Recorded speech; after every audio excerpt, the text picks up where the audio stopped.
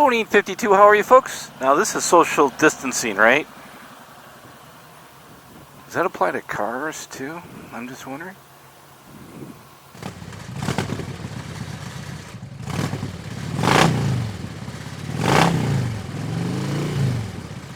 Alrighty folks, so if you are like many of us, right now you are on some sort of lockdown or shutdown or stay at home order by your governor, which we are in the state of Michigan.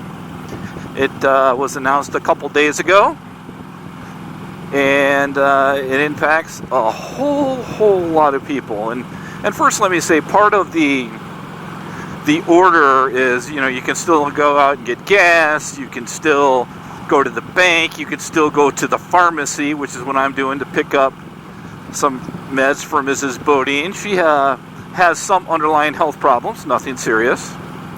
And I just want to make sure it's social distancing, especially for her, is really taken into account. So she's kind of hunkered down to get through a couple weeks with this, and you know what? It is trying and sometimes scary times for people. And I could go on, and one of the reasons that I rode the motorcycle today was, one, that's allowed because it's considered recreational, as long as you stay away from people within 6 feet and all that stuff. Which, what better way to be really by yourself than out on a motorcycle? And so I'm going to pick those things up for her, but with everything that's going on now, people are losing their jobs, they're getting cut back, they're scared. Now, whether you believe it's overblown or not, and I don't think so, I think it's a very serious thing, and I think we're doing the right things, and that's not what this debate or conversation about that. But I hope something really good comes out of it.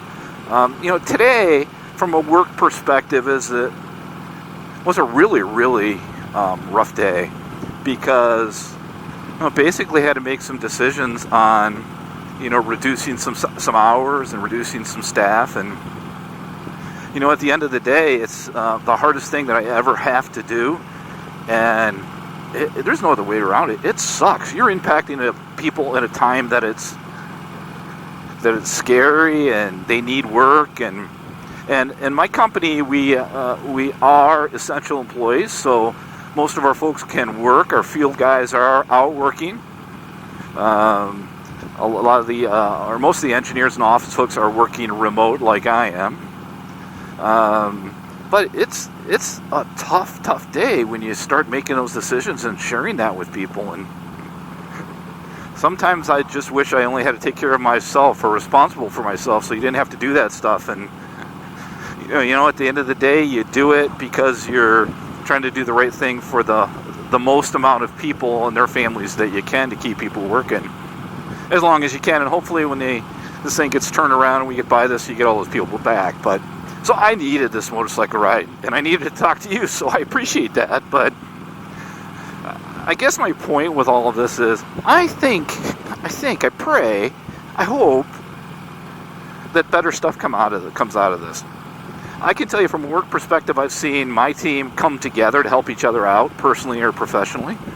I overall see people being nicer to each other than the occasional craze for the toilet paper. Everybody trying to follow the CDC guidelines and stay away from each other as much as possible. And, I'll be honest with you, I even thought, should I really take my motorcycle out? So two things happened. One, I wanted to make sure I could. So I did a lot of checking with that yesterday. And then, quite frankly, it was, should I? Am I putting anybody, not only myself, but others, in danger by being out? And I finally came to the conclusion the answer is no, because I'm not going to be within 6 feet of people, other than I am going to pick up my wife's meds at the drive-through pharmacy. So I'm going to keep my helmet on and And so keep that distancing as much as I can, but I'm really hoping and believe that some good is going to come out of this. A little bit of this reminds me of 9/11, where as tragic as that time was in our country, people pulled together, and we're still somewhat together based on that, right, and brother?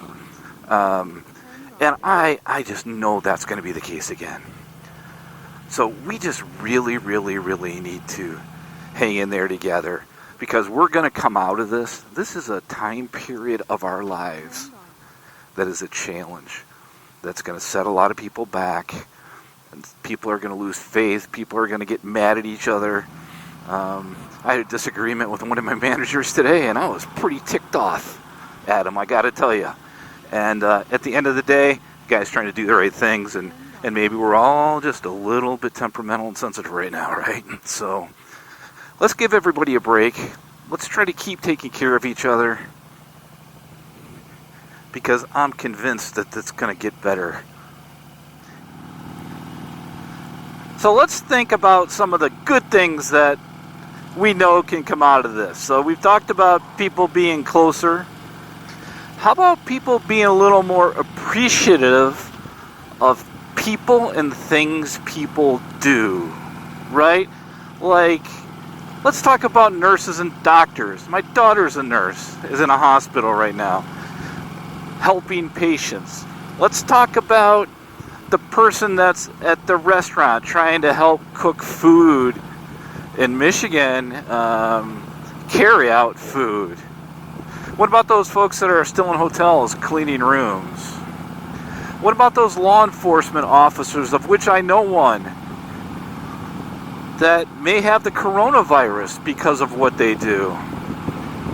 All the people, the truckers of the world. I could go on and on and on. And I just hope that, and I'm only going to talk for me, I hope and I know that while I've always thought I really appreciated those folks, because we're all here for family, each other, our countries, wherever we live.